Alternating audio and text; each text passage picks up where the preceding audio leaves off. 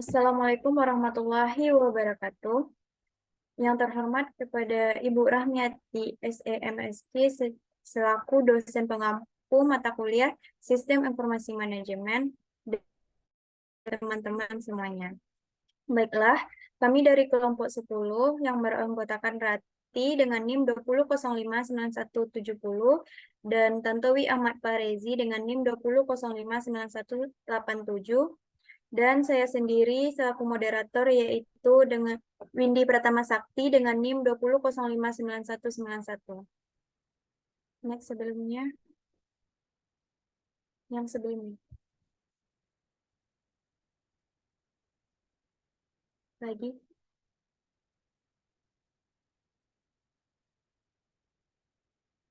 Yang sebelum nama anggota.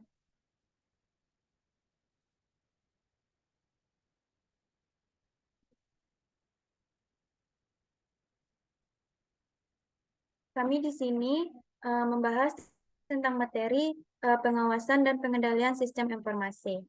Baiklah, untuk materi pertama akan disampaikan oleh Tantowi. Kepada Tantowi kami persilahkan.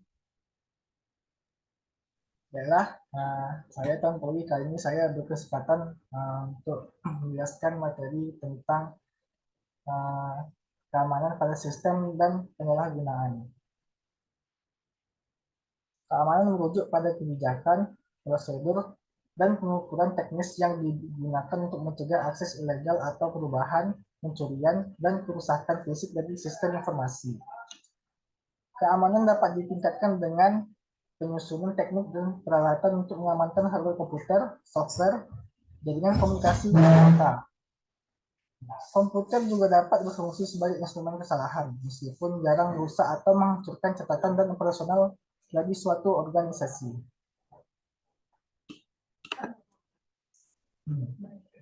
Lalu, sebelum ada otomasi komputer, data tentang individu atau organisasi disimpan dan diproteksi dalam bentuk kertas catatan tersendiri di dalam unit organisasi atau bisnis yang terpisah. Sistem informasi memfokuskan data dalam file komputer yang secara potensial dapat diakses dengan mudah oleh sejumlah besar anggota yang terdiri atas orang dan kelompok yang berada di luar organisasi. Konsekuensinya, data yang terotomasi sangat rentan untuk dirusak, diselewengkan, dan disalahgunakan. Lanjut, jika sejumlah besar data disimpan dalam format elektronik, maka data tersebut sangat lemah terhadap berbagai jenis ancaman daripada jika disimpan dalam format manual.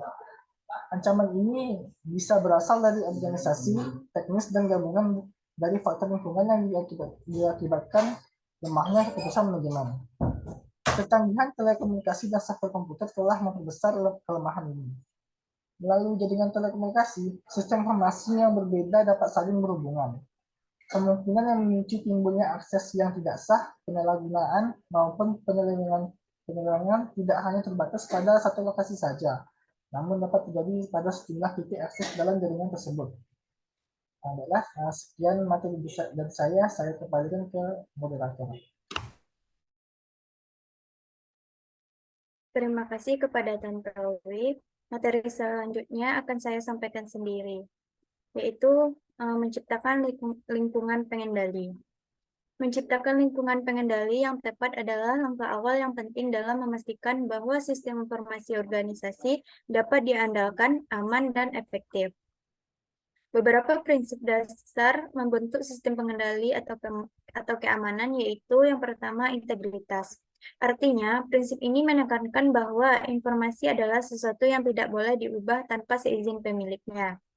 Hal-hal yang termasuk dalam aktivitas mengubah informasi juga mencakup adanya virus, masuknya Trojan Horse, dan tindakan mengubah informasi lain yang dilakukan oleh pemakai tidak berwenang tanpa izin.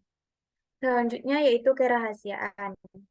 Kerahasiaan yaitu disebut juga dengan usaha menjaga informasi dari orang-orang yang tidak punya hak untuk mengaksesnya. Sistem keamanan tentu harus bisa melindungi informasi dan data perusahaan dari ulah orang-orang tidak berwenang, terutama untuk informasi yang bersifat privat. Yang ketiga yaitu ketersediaan. Prinsip ini berhubungan dengan metode yang menyatakan bahwa informasi tersebut harus terjamin keasliannya. Next. Selanjutnya yaitu jenis-jenis ancaman terhadap sistem informasi. Ada dua jenis ancaman, yaitu ancaman aktif dan ancaman pasif. Ancaman aktif ini mencakup kecurangan, kejahatan terhadap komputer, dan ancaman pasif yaitu mencakup kegagalan sistem, kesalahan manusia, dan bencana alam. Dan ada juga sistem yang bekerja dalam menangani ancaman terhadap sistem informasi ini. Yang pertama yaitu hacker, yaitu seseorang yang mendapatkan akses tidak berwenang kepada komputer jaringan untuk kepentingan pribadi dan melanggar hukum. Selanjutnya caching atau worm, program yang dapat menggandakan dirinya sendiri atau menulari komputer dalam jaringan. Yang ketiga yaitu bom logika atau bom waktu. Yang keempat yaitu kuda Trojan atau Trojan horse, yaitu program yang dirancang agar dapat digunakan untuk menyelusup ke dalam sistem. Yang ketiga yaitu virus komputer, yaitu program yang mampu melakukan tindakan jahat serta memasukkan salinan dirinya ke dalam program lain sehingga menyebar ke sistem komputer lain. Next. Baiklah, untuk materi selanjutnya akan disampaikan oleh Rati. Sekian presentasi saya. Selanjutnya kepada Rati kami persilakan. Sebelumnya, terima kasih kepada moderator. Baiklah, saya Rati dengan NIM 200591170 akan menyampaikan materi yaitu mengenai memastikan kualitas sistem. Organisasi dapat memperbaiki kualitas sistem datanya dengan menggunakan teknik penjaminan kualitas software dan memperbaiki kualitas datanya. Di mana yang pertama yaitu metodologi dan instrumen untuk menjamin kualitas software.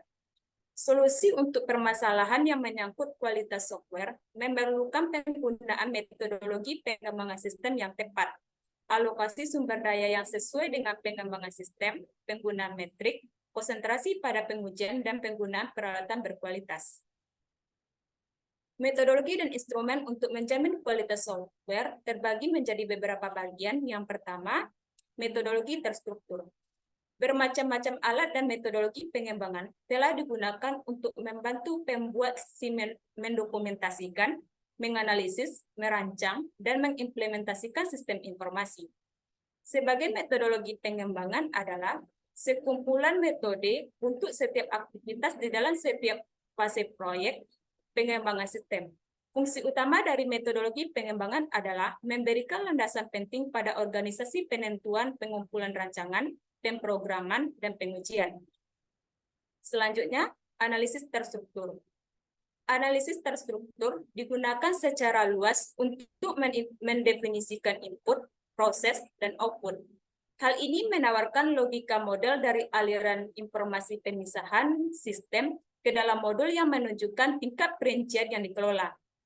Analisis ini juga secara jelas menentukan proses atau informasi yang terjadi di dalam setiap modul dan interface dan mereka yang ada di dalamnya. Yang ketiga yaitu perancangan terstruktur. Perancangan ini meliputi sekelompok atau aturan dan teknik perancangan yang mempromosikan kejelasan dan kesederhanaan program, sehingga mengurangi waktu dan usaha yang dibutuhkan untuk melakukan pengkodean, debugging, dan pemeliharaan. Prinsip utama dari perancangan terstruktur adalah bahwa sistem harus dirancang dari atas ke bawah secara hierarkis dan pada tingkat perincian yang lebih besar. Selanjutnya yaitu pemrogram terstruktur. Pemrograman ini mengembangkan prinsip-prinsip yang dibentuk dari perancangan terstruktur untuk menulis program software sehingga program tersebut lebih mudah dipahami dan dimodifikasi. Ini didasarkan pada prinsip modularisasi yang berasal dari analisis top-down. Selanjutnya yaitu flowchart. Ini adalah alat perancangan lama yang masih digunakan. Sistem ini menunjukkan aliran rinci dari data melalui seluruh sistem informasi dan dapat digunakan untuk mendokumentasikan spesifikasi rancangan fisik. Selanjutnya, yang keenam, Computer Aided Software Engineering atau CASE adalah proses yang menggunakan teknologi perangkat lunak komputer yang menunjang rekayasa otomatis untuk mengembangkan dan memelihara perangkat, atau juga dapat digunakan untuk menggambarkan produk tertentu atau sekelompok produk yang mengotomisasikan proses pengembangan dan pemeliharaan perangkat lunak tersebut. Adapun yang kedua yaitu dari materi tadi, yaitu alokasi sumber selama pengembangan sistem. Alokasi sumber daya menentukan cara pengurangan biaya, waktu, dan personal pada setiap tahap proses yang berbeda. Pada tahap awal, pengembangan memfokuskan diri pada pemrograman dengan 1% biaya dan waktu dari proyek yang sedang dianalisis. Next, Windy. Yang ketiga, software metrik. Ini dapat memainkan peran penting dalam peningkatan kualitas sistem. Software metrik adalah pengukuran objek terhadap sistem dan format pengukuran kuantitas. Penggunaan yang berkelanjutan dari software metrik tersebut memungkinkan bagi Departemen Sistem Informasi dan user untuk bersama-sama mengukur kinerja dari sistem tersebut dan mengidentifikasi permasalahan yang timbul. Yang keempat yaitu pengujian. Tahap pengujian yang dibutuhkan untuk menempatkan sistem informasi dalam operasi pengujian program, pengujian sistem, dan penerimaan pengujian. Pengujian awalnya rutin dan secara keseluruhan memiliki kontribusi yang signifikan terhadap kualitas sistem. Yang terakhir yaitu yang kelima, audit kualitas data dan data cleansing. Analisis tersebut kualitas dari data sering kali diawali dengan audit kualitas data, yaitu survei terstruktur terhadap akurasi dan tingkat kelengkapan data dalam suatu sistem informasi. Audit kualitas data diselesaikan dengan menggunakan sejumlah metode, yaitu sebagai berikut. Yang pertama yaitu melakukan survei pada penggunaan akhir atas persepsi mereka terhadap kualitas data. Yang kedua, melakukan survei terhadap keseluruhan file data. Dan yang terakhir yaitu melakukan survei terhadap sampel dari file data. Baiklah, itulah penjelasan materi dari saya. Saya kembalikan kepada moderator.